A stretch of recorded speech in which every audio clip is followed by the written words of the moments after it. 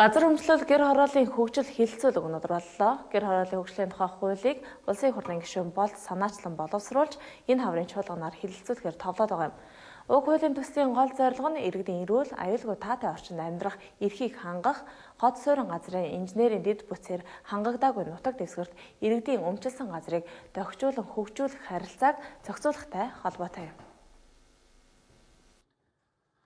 Улаанбаатар хот 2013 оноос эхлэн гэр хорооллыг дахин төлөвлөх замаар барилгажуулах хөтөлбөрийг хэрэгжүүлж байгаа ч харьцангуй удаашралтай ахиж дэвшил гарахгүй байгаа. Тиймээс санхүүгийн бодолцоотой бүхэл их үүсвэрээр иргэдийн үйл ажиллагааг санхүүжүүлэн дэмжих замаар гэр хорооллыг хөгжүүлж иргэдийн амьдрах орчныг сайжруулж чадна гэдгийг уг хуулийн төслийг санаачид онцолж байна. Тиймдээ өнөөдрийн хилцүүлэг нэлээд өргөн хүрээнд өрнөлөө. Хилцүүлэгт барилга хот байгуулалтын яам, нийслэлийн эрдэнэ төлөвчдийн хурал, газрын харилцаа геодез зургийн газар, нийслэлийн газрын алба, гэр хорооллын дэд бүтцийн газар, нийслэлийн ерөнхий түүний газар, ихтэй сургуулийн багш судлаачид иргэдийн төлөөлөлд оролцлоо. Тэд гэр хорооллын хөгжилд ахиц гарахгүй байгаа бодит байдлыг дахин төлөвлөлтийн барилгын компаниуд гүйцэтгэж байгаатай холбон тайлбарлаж байна. Өөрөөр хэлбэл газрыг эзэмшигч гэр хороолд амьдардаг айл өрхүүд хөндлөнгийн ажиллагч байдалтай байгааг өөрчлөх цаг болсон. Мөн дахин төлөвлөлтөнд шаардлагатай дэд бүтцийг байгуулах үүргийг орон нутаг хүлээсэн учраас төсөвт маш их дарамт төвчрүүлж байгааг онцлоо. Иргэдийнх нь өөрсдийнх нь оролцоо санаачлах их ашиг бол өнөөдөр зөрчигдөх замаар өнөөдөр гэр хорооллын хөгжлийн төслүүд бол хийж байна.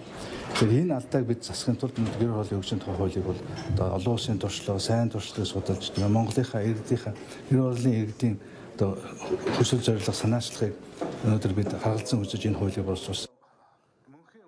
Айл өрхүүд цөөн хэдээрээ нийлж нэгдэн орон нутгийн захиргааны дэмжлэг батлан даалтаар зээл авч мэргэжлийн байгууллагаар барилгаа бариулан суурьшил үүсгэсэн бодиттой түүх туршлагыг ашиглах шаардлага өнөөдөр үүсэж байна. Олон улсад энэ талын туршлага амжилттай хэрэгжиж байгаа. Гэтэл Монголын төр иргэдийн төлөө шийдвэрүүдийг гаргах хүсэлтэд гаргаж байгаа мэт боловч хамгийн гол зүйлээ мартсан байна. Тиймээс энэ хаврын чуулган хэлцэгдэх уг хуулинд гэр хорооллыг хөгжүүлэх санаачлагын гол хөдөлгөж хүч нь тухайн орчинд амьдарч байгаа 10-аас 100 түүнээс олон айл өрхийн хүсэл зорилгоор байгуулагдсан нэгдэл байна гэж тусгажээ. Энэ нэгдэлд өөрсдөө хангалттай хэмжээний орон сууц, түүнийг дагсан үйлчилгээ, аж ахуй объектууд бүхий төсөөлөлтөй байх учиртай. Гэр хорооллын хөгжлийн төсөл хэрэгжих газрын хэмжээ нь 1 гагаас томгүй, төсөв төрөлтийн хэмжээ нь 5 тэрбумаас илүүгүй, үргэлжлэх хугацаа нь 15-аас 20 жил байвал зохистой гэж үзжээ.